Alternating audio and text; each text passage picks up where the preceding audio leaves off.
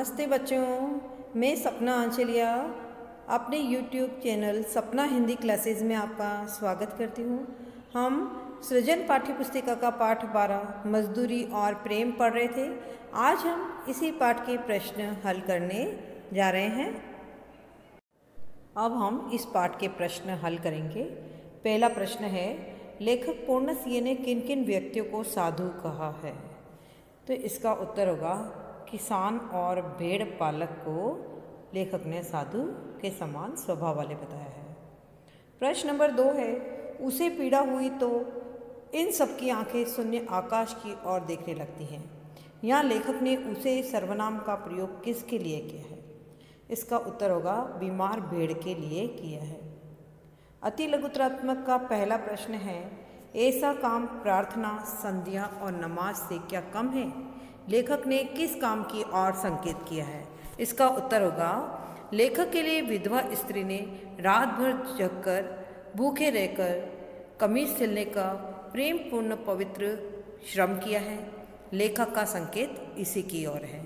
प्रश्न नंबर 2, लेखक जब अनार के फूल और फल को देखता है तो उसे किसकी याद आती है? इसका उत्तर होगा, लेखक जब अनार के फूल और फल को देखता है तो उसे माली के रुधिर की याद आती है, माली के परिश्रम की याद आती है। प्रश्न नंबर 3, लेखक ने किसान को किसके समान बताया है? इसका उत्तर होगा, लेखक ने किसान को ब्रह्मा के समान बताया है। लघुत्रात्मक का पहला प्रश्न है, लेखक की दृष्टि में मजदूरी का भुगतान किस रूप में किया जाना चाहिए?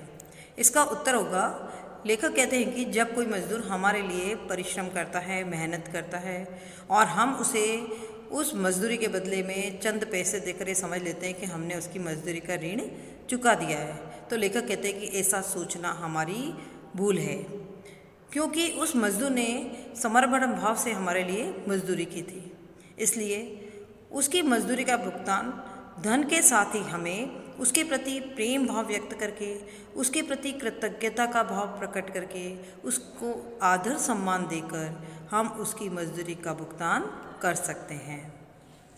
लघुत्रात्मक का प्रश्न 2, लेखक ने किसे बेघर, बेनाम और बेपता कहा है? इसका उत्तर होगा, लेखक ने गडरिये को बेघर, बेनाम और बेपता कहा है, क्योंकि गडरिया एक जगह पर स्थायी रूप से कहीं बसता नहीं है। ये भेड़ों को चराता है, स्थान स्थान पर यह भ्रमण करता रहता है और जहाँ पर रुक जाता है वहीं अपनी घास फूस की कुटिया बना लेता है। इसका कोई स्थायी घर नहीं होता है, ये कोई प्रसिद्ध व्यक्ति नहीं है, इसीलिए लोगों को उसका पता भी नहीं होता है। प्रश्न नंबर 3, लेखक को जल्दसाज कब याद आता है और क्यों?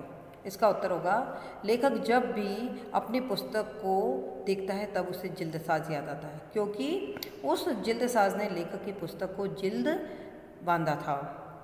उसने वह काम बड़े सुंदर ढंग से किया था।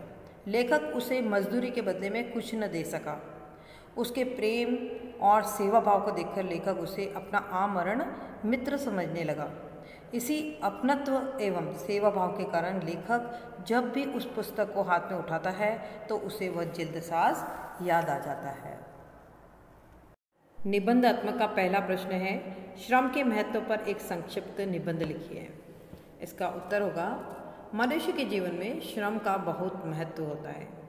संसार में केवल विचार करने से किसी काम में सफलता नहीं मिलती है। यदि हमें किसी काम में सफलता प्राप्त करनी है तो हमें मेहनत और परिश्रम करना ही होगा। काम प्रयत्न करने से ही पूरे होते हैं, केवल सोचने से नहीं होते हैं। श्रम करने से मनुष्य स्वस्थ भी रहता है और ऐसा कहा जाता है कि स्वस्थ शरीर में ही स्वस्थ मस्तिष्क रहता है। स्वस्थ मस्तिष्क में ही अच्छे विचार उत्पन्न होते हैं। श्रम किए बिना चिंतन करना व्यर्थ होता है। विश्व में सभ्यता के विकास के लिए भी श्रम का बहुत महत्व है।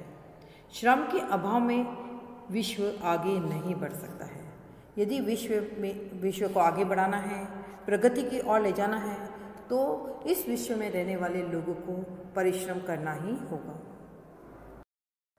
निबंधात्मक का प्रश्न 2, किसान का जीवन त्याग और मेहनत का जीवन है। इस कथन पर अपने विचार लिखिए।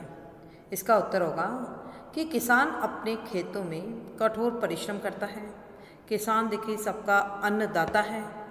वह खेतों को जोतता है, बोता है, सिंचाई करता है, फसल की रखवाली करता है, बैल तथा उनके जो अन्य पशु हैं उनकी जो उनके खेती के कार्य में सहायता करते हैं, उनका पालन पोषण करता है, उनकी देखभाल करता है, उनका उत्तरदायित्व निभाता है। अपने बच्चों के तरह वह अपने पशुओं की भी देखभाल करता है। सवेरे होते ही वह हल और बैल लेकर खेतों की ओर चल देता है और अंधेरा होने पर वह घर लौटता है। किसान सर्दी, गर्मी, बरसात, आंधी, तूफान की परवाह किए बिना अपने कार्य में लगा रहता है। वह स्वयं भूखा रहकर दूसरों के पेट भरता है, पर हित के लिए उसका सर्वस्व त्याग देने में भी उसको जरा भी संकोच नहीं होता। इस प्रकार हम देखते हैं कि किसान का जीवन त्याग और परिश्रम का जीवन होता है।